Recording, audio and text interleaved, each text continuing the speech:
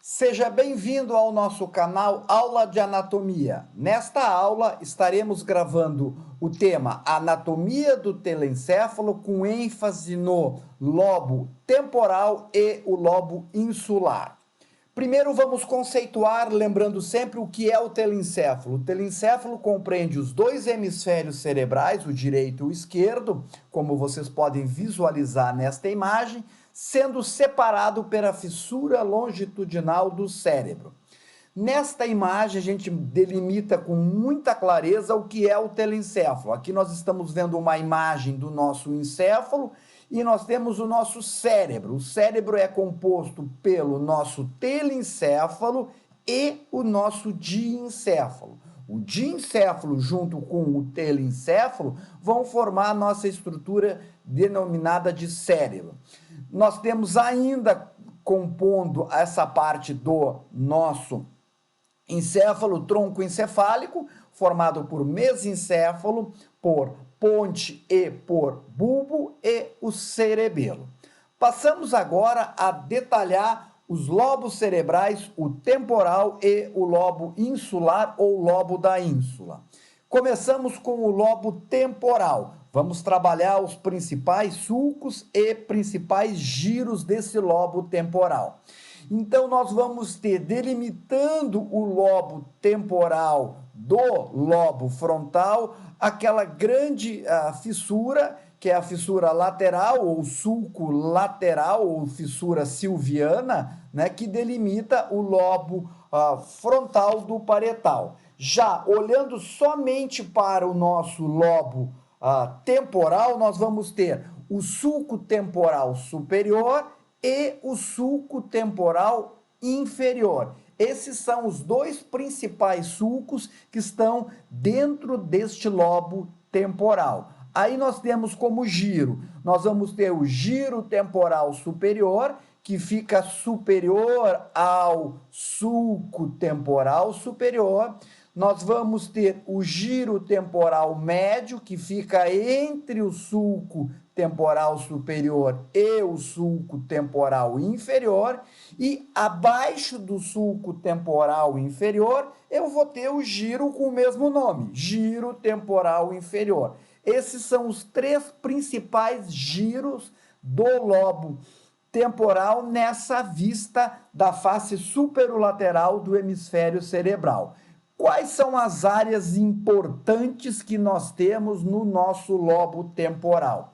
Aqui, se você estiver escutando essa música do desenho também clássico, que é a Pantera Cor-de-Rosa, é porque a sua área da audição, ela está funcionando. Então, essa região recebe informações sensoriais, né? Ela é a rede auditiva primária, que é a área 41 de Brodmann, também conhecido como o local da audição. É uma região especializada do córtex, responsável principalmente pela recepção da informação auditiva. Então, o quanto é importante nós conseguirmos ouvir graças ao giro frontal superior, que vai estar localizado à área da audição. Agora passamos para o lobo da ínsula ou lobo insular. Aqui nós precisamos fazer uma reflexão que as partes do lobo frontal, parietal e temporal que recobrem este lobo insular, eles são conhecidos como o opérculo, né? Que é uma região importante na neuroanatomia. E para nós visualizarmos o lobo insular, nós temos que afastar o sulco lateral, ou a fissura silviana, né? Nós afastamos, como o Netter fez nessa imagem, ele colocou um afastador aqui, e nós estamos visualizando aqui o lobo insular ou lobo da ínsula.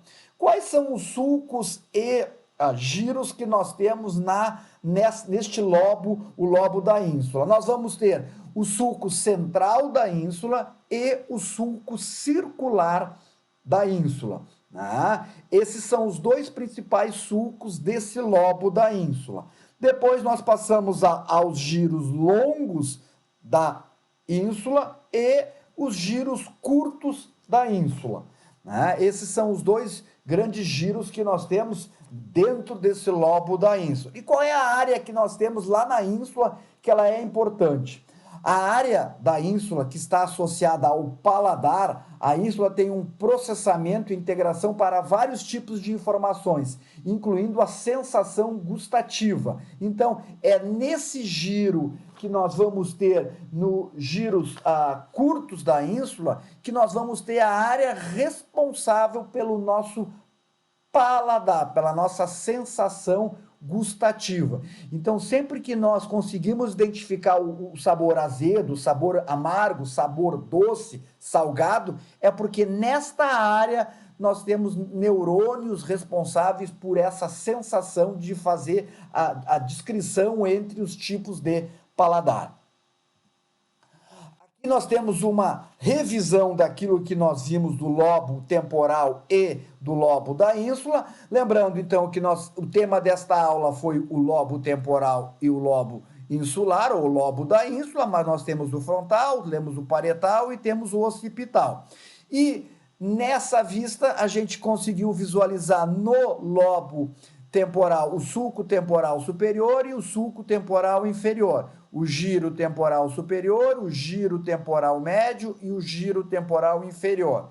E na ínsula, o giro central da ínsula, o giro circular da ínsula, os giros longos da ínsula e os giros curtos da ínsula. Isso, afastando o sulco lateral, nós conseguimos visualizar o lobo da ínsula. Essas são as referências bibliográficas que nós utilizamos para a construção desta aula. Agradecemos você por estar assistindo esta aula no nosso canal. Esperamos ter ajudado você a entender melhor os sulcos e giros do lobo temporal e do lobo da ínsula. O nosso muito obrigado.